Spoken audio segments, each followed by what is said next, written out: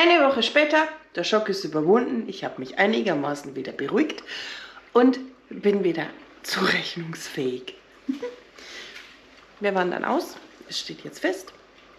Und nach der anfänglichen ist jetzt wieder mehr, es wird schon.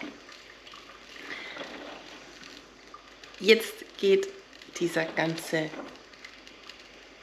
Papierkram los. Ich habe diese Woche ungefähr, ich glaube, 20 Kündigungen geschrieben. Ja, ich glaube schon, nur so geschätzt. Ich zähle es ja nicht, weil schickst du hier einen Brief, schickst du da eine E-Mail, rufst du da an. Das ist halt, ja. Hab nicht nur ich gemacht, hat auch mein Mann gemacht. Ja. Ist ja hier alles miteinander. Und jetzt ist Sonntag und ja, die Sonne scheint endlich mal, kein Nebel und es gibt Kaffee. Ich bin noch gar nicht richtig wach.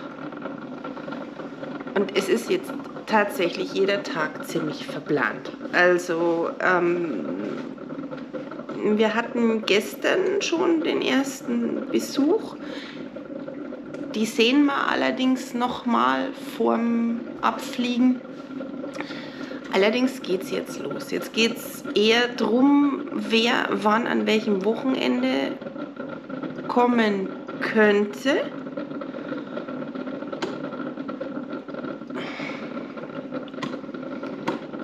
Wann es Kaffee gibt, wann es nicht Kaffee gibt. Und ja, das zeitlich jetzt organisieren. Es sind jetzt noch 7 Wochen bis zum Abflug. Und das klingt jetzt theoretisch, ist eh noch so lang hin, aber so lang ist es nicht mehr. Das ist ratzfatz vorbei. Wir haben diese Woche auch unsere Arbeitsstellen gekündigt. Und wir werden ziemlich bis zum Schluss arbeiten. Also mein Mann hat zwischendrin mal seinen Resturlaub verplant und ich habe ihn quasi hinten dran. Das heißt, in unserem Fall, unser Flieger geht an einem Montag. Ich habe meinen letzten Arbeitstag am Freitag, mein Mann am Donnerstag und Felix darf auch bis Freitag in die Schule gehen. Ja, mitgefangen, mitgehangen. Ich will es auch gar nicht anders, weil das soll alles so gewohnt laufen bis zum Schluss. Danach ist irgendwo der Stress eh noch viel genug. Und ja, jetzt ist es halt so. Jetzt schlagen im Prinzip 2 Herzen hier in der Brust. Ja. Auf der einen Seite hier Deutschland verabschieden und auf der anderen Seite Costa Rica vorbereiten. Und das ist halt, das ist tatsächlich so, dass es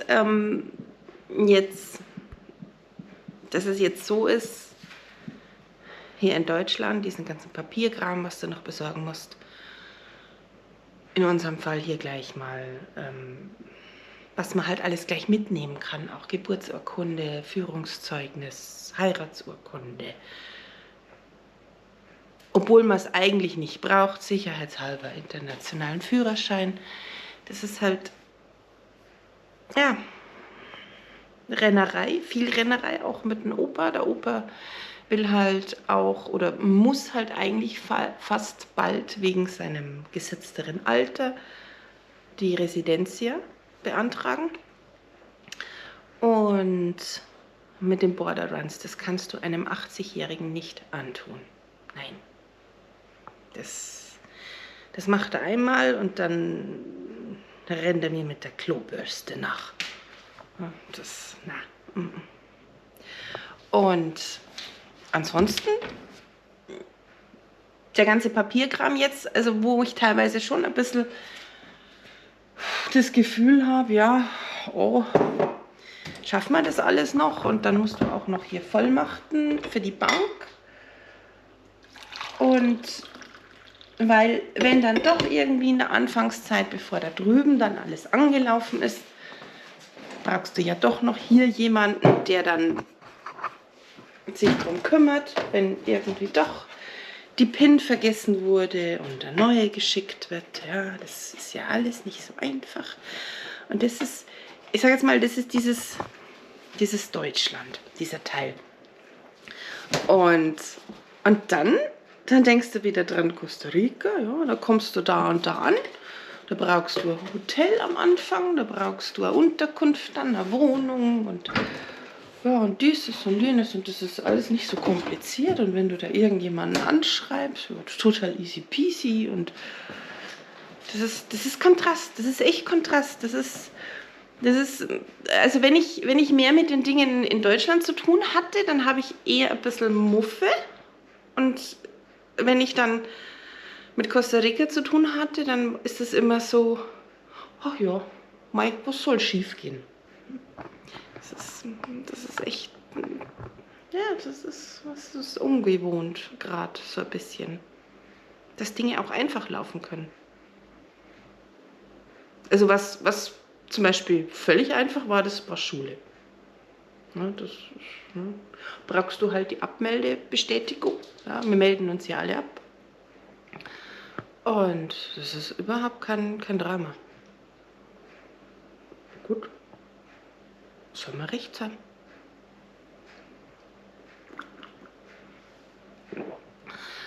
Und ja, und der Plan ist jetzt, wir fliegen an einem Montag. Wir fliegen allerdings schon sehr früh. Wir haben einen Flug schon ziemlich früh, also in unserem Fall jetzt 6:30 Uhr morgens, damit wir in Paris längere Umsteigezeit haben. Wir hätten einen Flug später nehmen können. Ja. Dann wäre allerdings die Umsteigezeit nur so 2,5 Stunden. Allerdings ist das jetzt für den Opa zu knapp. Ja. Flughafen Paris ist ja doch groß und ich weiß nicht, wie der Tag sein wird. Ist es warm, ist es kalt? Tut es sich mir Gehen leicht? Tut es sich mir Gehen hart? Das sind diese Unwägbarkeiten, die wir da einkalkulieren. Und dann lieber mehr Zeitpuffer. Also voraussichtlich haben wir gute 5 Stunden zum Umsteigen. Und das ist halt dann schon besser. Ja. Lieber sitze ich irgendwo 3 Stunden und langweile mich, als dass ich mich hier eine Stunde mit der ganzen Menagerie abhetzen muss und dann selber hier fertig bin mit der Welt. Und das ist halt jetzt der Plan. Wir fliegen dann nachmittags weiter, dann mit der Zeitverschiebung kommen wir am frühen Abend drüben an. Und dann geht es erstmal ins Hotel oder in die Unterkunft, die wir halt dann haben. Da sind wir jetzt momentan dran und am Aussieben noch. Und dann kommen halt die Dinge wie hier einmal bei der Botschaft Hallo sagen, wir sind jetzt da. Dann Konto eröffnen, hoffentlich auch gleich Auto kaufen. Das ist halt der Plan. Und dann in die langfristigere Unterkunft. Und dann geht die Arbeit los. Dann kann ich mal noch 2 Tage vielleicht dumm schauen, aber dann geht es genauso weiter, wie es hier aufgehört hat. Soweit ist mal der Plan. Und ja, das ist halt dieses, schauen wir mal, dann sehen wir schon. Hier haben wir jetzt noch so ein paar Sachen zu machen. Hier sind zum Beispiel ein Karton oder 2 Kartons mit 4000 Dias. Die muss ich nächste Woche noch wegschicken zum Digitalisieren. Videokassetten habe ich auch. Ich glaube, es waren 8 Stück. 8 Stück Videokassetten habe ich gefunden. Beim Ausmisten drüben, die habe ich jetzt auch endlich mal weggeschickt zum Digitalisieren. Es gibt eine Videoaufnahme, wo ich meine Schultüte auspacke. Das war anno 1988. Da bin ich jetzt schon gespannt, wie ein Flitzebogen, wie das dann einmal in HD aussieht. Ja, freue ich mich schon drauf. Und ja, es ist halt jetzt, was auf uns zukommt. Jetzt banale Dinge, es sind echt banale Dinge. Es ist mal eigentlich schon fast banal oder zu banal, darüber hier zu erzählen, aber letzten Endes ist es so, du musst ja auch deine ganzen Vorräte aufbrauchen. Ne? Tiefkühler. Normalerweise kaufst du doch ein, dann schiebst du die Dinge irgendwie nach hinten, dann vergisst du sie, 2 Monate später denkst du dran, ach, das ist ja auch noch da. Jetzt habe ich 7 Wochen, um dieses Ding komplett auszuleeren. Wobei es ja auch nur noch, ich sage jetzt mal, wenn überhaupt halb voll ist. Wir haben ja eh schon so viel reduziert. Und ja. Und letzten Endes, ich merke, ich habe auch für die, ich sage jetzt mal, die zeitfressenden Dinge, ja, rumsitzen, dumm schauen, chillen, entspannen, mal die Seele baumeln lassen, habe ich jetzt nicht mehr die Zeit wie vorher. Es lässt aber auch wieder nach.